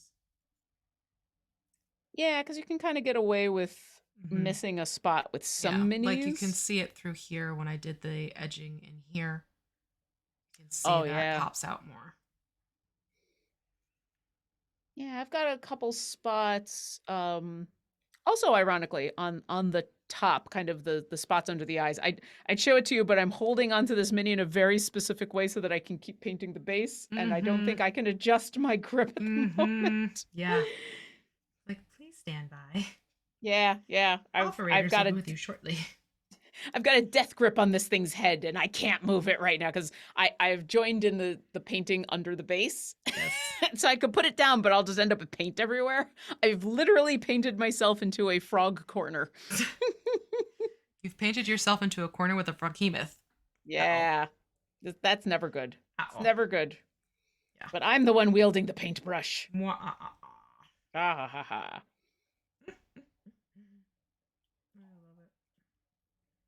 Let's see. Phantasmic Ghost says, speaking of frogs, try having a creek run through your backyard. At certain times of the year, we get lots of croaking. Oh, yes. Once one goes off on one end of the creek, more croaks will appear working their way down the creek bed. This is true. If you have any type of body of water near your home during a certain time of year, because I go through it myself, there's actually been a case where we get the peepers that get really loud, really, really loud. I was starting to get nighttime migraines because of how loud one of them was that physically had to be removed from the property and taken down to another lovely creek about a mile away. Yeah. One of your toads, one of your frogs just happened to be an opera singer. Pretty much. That was super duper loud. Yep. Ah, crud. What did you do? I got brown on the tentacle. Oh no, quick. Brown on the tentacle. With water. Brown down. Clean brush with water. Yeah. Okay, so now I have, it's like a frog prince thing happening here at this point. All right, I need this base to dry before I go back in and do any type of dry brushing. Otherwise, you're just making a muddied mess. That's like I'm doing right now. No.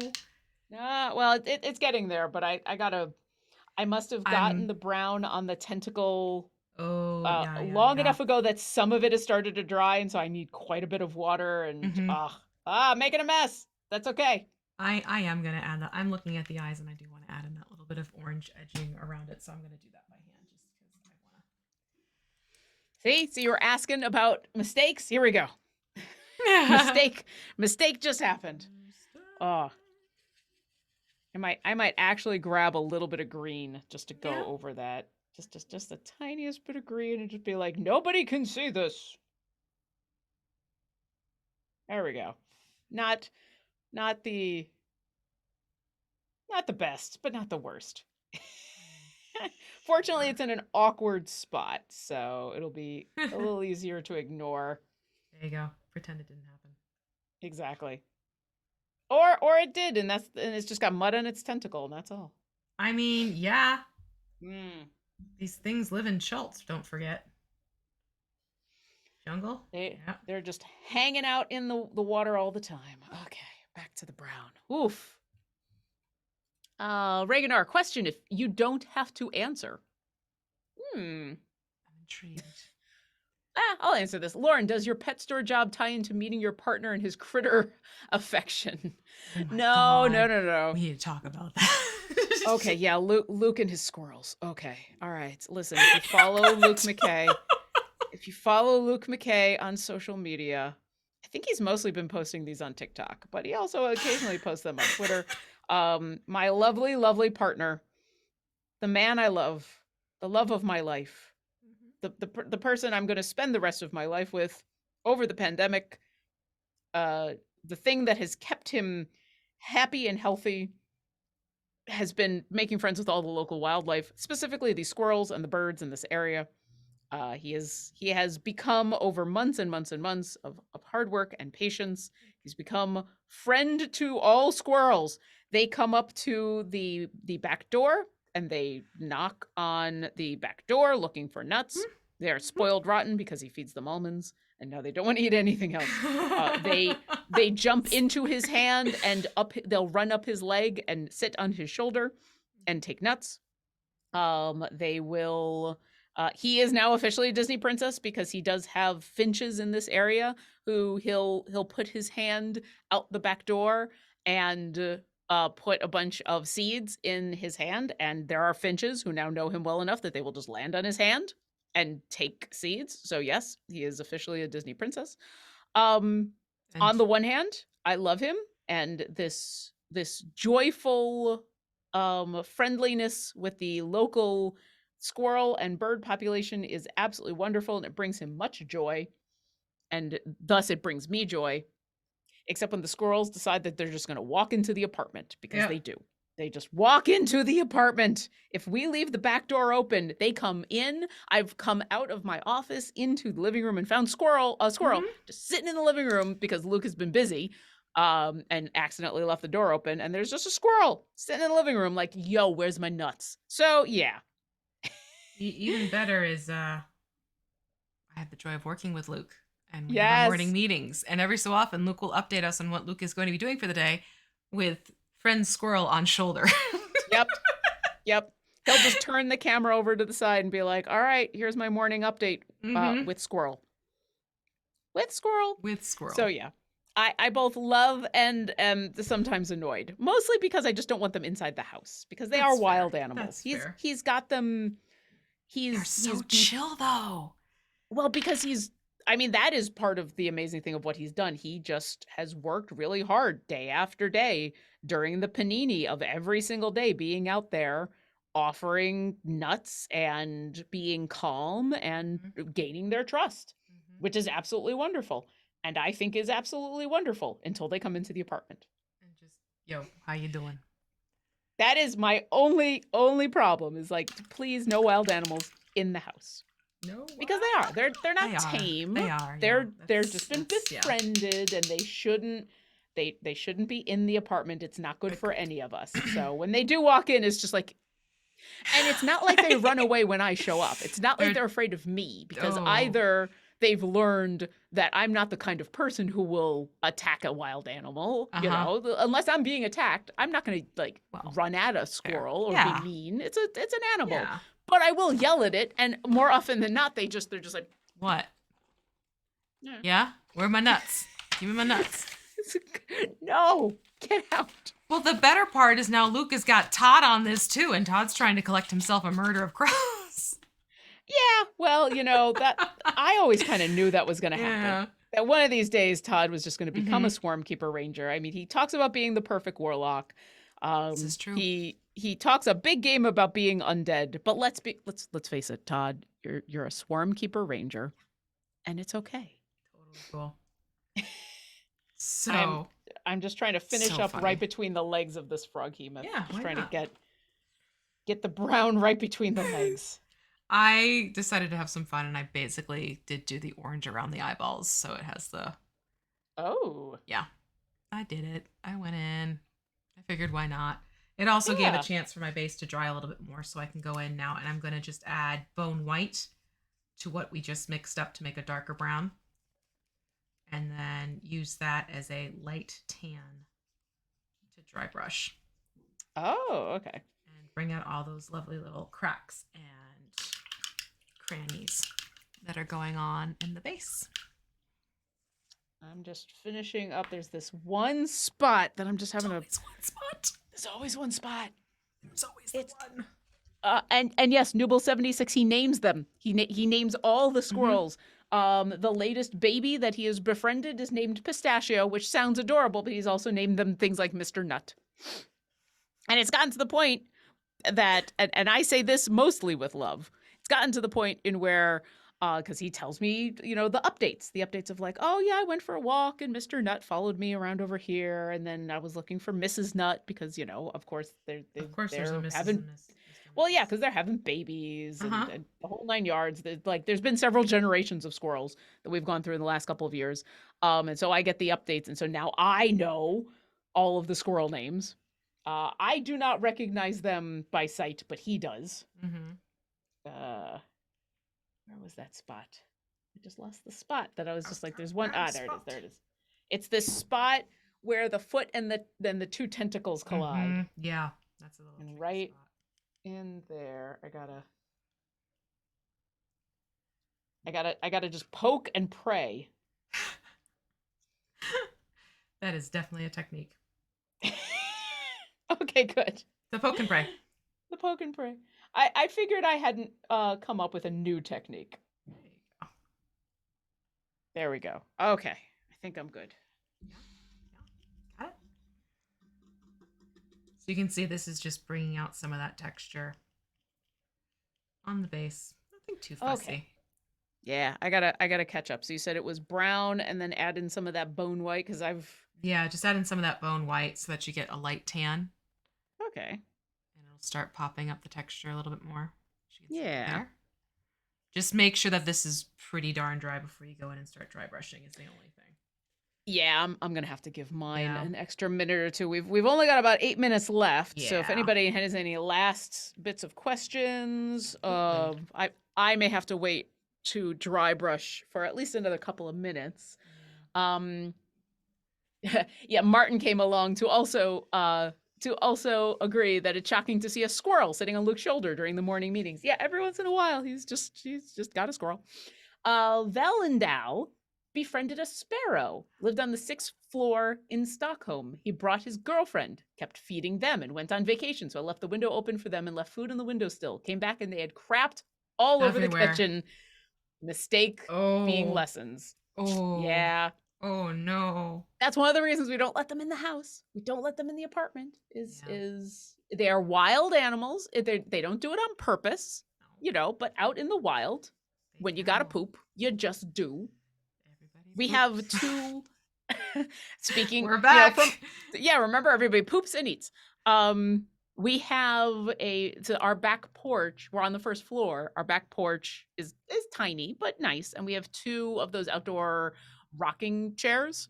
And Luke recently bought it's not a full pressure washer. It's an attachment to a hose that you can make into a pressure washer so that we can clean the chairs, because the squirrels and the birds have gotten used to, instead of coming right up to the door, because often Luke won't see them when they're on the ground at the door being like, they sit on the back of the rocking chairs and they rock the chairs and then he sees them. Stop.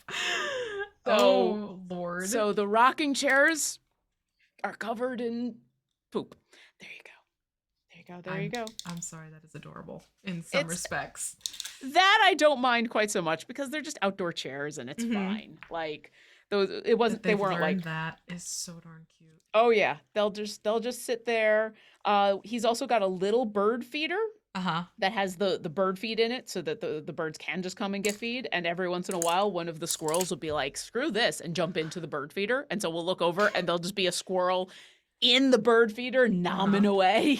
Nom, nom, nom, nom. Because they do not care. Ooh, I'm going to have some fun and pull out my army painter grasses. And just, I'm going to have fun with a tuft or two. Yeah, you have some fun. I'm still waiting for my base to dry enough for me to do the dry brushing. Totally so, fair.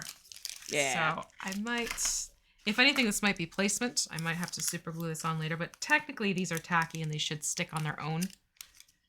But every so often, sometimes it just doesn't. Yeah. And I bet since we've gone for the aesthetic of the swampy, brownish, brackish texture, just like a tuft here and a tuft there is going to look really cool. Yeah, that's what I'm going to do. Putting a little tuft in there. It's tough to be tuft. It's tough to be tuft. All right, I should be able to do a little bit of dry brushing over here. And do I want to do a wash on this? You can paint around the tufts if you do this ahead of time and change your mind to do a wash. That's easy enough to do. I don't know. I think I might actually leave the base unwashed. If you wanted to do a wash on the base, you could. Absolutely. What color would you suggest? Brown. I think you could do the Nolan oil if you wanted to for a darker. If you want it darker, then go with Nolan oil. If you're just good with like an earthier look, then go with brown. Yeah, I think I need to wait on my base a little bit longer. It's not all about the base right now. It is. Nope. There is some trouble. That's okay though. Yeah. It took me a little extra time and I had that spot and I'd rather wait a little bit because I keep trying to go on in and then I'm just making a mess. So I think that's fair. Especially since we've only got about 4 minutes left, I think I'm calling mine done for the moment. I'm going to give it I'm going to clean up. I'm going to do some other stuff and then I'll go back and do a little bit of dry brushing on that base once I'm sure it is done. Also, I see another patch of brown. Yeah, I mean, I'm overall very happy with it, but yeah, I did end up. Yeah. I ended up with a spot right there. Missed a spot. So yeah, that's okay though. I'm less annoyed by the brown that I got on like a little bit of brown on some of the feet because hey, it's on a muddy ground, but like on the tentacle, brown all the way up the tentacle. I want that clean tentacle. That's fair. But overall, look at this big boy. They are done. They're pretty much donesies for funsies. Here we go. Do a nice little glamour spin so you can see. But yeah, this is the Froghemoth. And remember, these are large and in charge. So this is the Froghemoth, and this is a medium miniature. Right up next to it. Give you a sense of scale here. Keep talking. So clearly this is a good size, and it's also audibly... I don't know if you can hear that, but this is a heavy miniature as well. Going back to why I didn't even bother with the tack on the bottom and keeping it on a holder because it would just flop over. But you can see we've got our lovely Hypnotoad interpretation. You got the die already. I had to grab the die. This is when you put that tweet out there, I'm like, this is brilliant. Yes, this is absolutely awesome. So yeah, you could put the die there. Ta-da. You could have it in the crook right here. And actually what I really liked was right here. Yeah. Yes. Kind of that front, just hold on to it, ready to roll. Hold your inspiration dice, etc. So it's fun. It's a fun miniature. It's a fun design for the sculpture. And roll to 4. There you go. And you can see there's really a lot of texture that comes out once you start doing the washes and the dry brushing, etc. Yeah. This is our Froghemoth. We are done. And next week is the Mimics. I can't wait. It's going to be so much fun. Absolutely. I'm really looking forward to it. So I'm just going to do one last time. Don't forget, we have this funness happening on Monday. Where we have ICP, Court of the Raven Queen, with our DM extraordinaire, B. Dave Walters, along with, we have DJ playing Desmond from the Black Dice Society. On top of that, we have joining us, Aaron playing Farida, this time around as opposed to Havilar. And then we also have, look, right above me, Lauren's playing Orkira. Yay! I can't wait. You get your toes. And we also have fabulous Mark Mir playing Baloth, who, if you haven't seen him playing Baloth yet, you need to. Sharif is joining us as Shaka. Yay! From Rivals of Waterdeep. Yay! Yes, Rivals of Waterdeep. And last but not least, we have Becca playing Tatiana, also from the Black Dice Society. So that's the whole cast and crew for episode 3. Tune in Monday at 4 p.m. Pacific, right here. And we'll be ready and waiting for you. And oh boy, are things getting fun and intense. And, you know, you got to come and check it out to see, because trust me, it's, that avalanche. That's all I'm going to say. We're starting hot next week. We're starting, I think we're starting rolling initiative, because we've all done the prep into this battle with a whole bunch of Star Spawn who are attacking a bunch of Shatterkai, and some epic Shatterkai just showed up. Some epic Shatterkai general just showed up, and we're it's a thing. Busting through the middle of it. Hopefully the Raven Queen is watching, because she's always watching, and we'll see. Yeah, she's always watching. And if not, I'll just scry on her again. There you go. So, you know, we will hopefully see you then. And then make sure you tune in next week for our lovely Mimics episode 1. And we're going to keep going with this fun mini painting. Until then, everyone. Bye. And thank you.